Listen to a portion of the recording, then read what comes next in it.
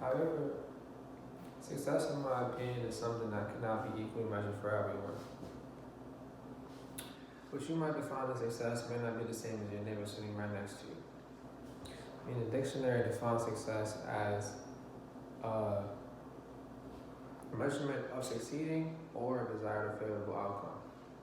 For me, I wasn't really too concerned about the end result of success. It's more so the journey it takes to get there.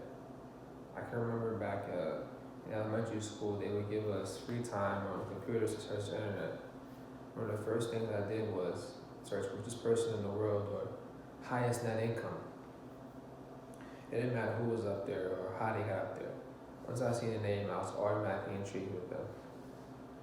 The website showed things like, of course, their net income, their occupation, and sometimes a little backstory of how they achieved their wealth. But some things these websites never showed is the blueprint of how they became successful. I mean, wouldn't it be cool to just go on the internet, say how to become successful like Jay-Z, and the next day you're Jay-Z? As I've gotten older, I realized the reason why these websites couldn't have done that is because we all have our own definition of what it takes to be truly successful. But still, from a suburban dad all the way up to the richest man in the world, there's a common factor among people who view themselves as successful. And I think back to what my teachers tell me growing up and all throughout high school. You gotta have determination, perseverance, a drive, a will, all those types of things. But I thought that can't be it. Like, there has to be more to it. There has to be more that we don't know, because the world isn't full of a whole bunch of successful people. I mean, there are successful people, but everyone isn't successful. Because if that's all it took, then why isn't everyone successful? There has to be something that they're not telling us that you have to figure out on your own. What I figured out is, the answer to that is selfishness. Have you ever went into something and said, I'm not gonna care what anybody else thinks? Really, this after their feelings, and I'm really gonna care about me, and you came out feeling better than ever before and had the best result during that than any other time you attempted it. Now think back to this analogy.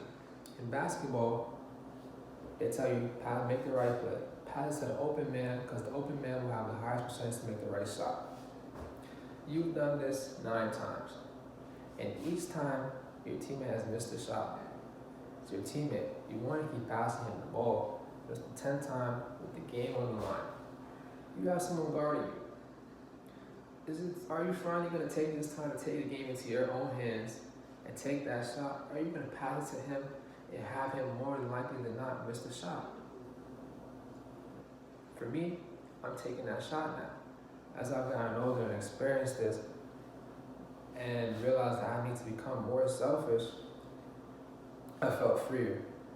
And once I felt freer, I've been able to achieve much more things. We live in a world where they preach for us to be kind to one another, and because of our past negative behaviors towards one another, being selfish and stepping on people's toes, making them feel uncomfortable, is frowned upon. But you have to look out for yourself. You have to do what's in the best interest of yourself. So it's alright if you ruffle a few feathers. What's most important is you. And that's why I feel like becoming more selfish is the key to becoming successful in life. Because if we go through life trying to meet our own needs and live to our own standards while trying to please others, how can we truly be happy with ourselves? If we're not happy with ourselves, we cannot truly be successful. I really feel like you are all nice people, but if you decide to be a little bit more selfish sometimes, that's fine by me.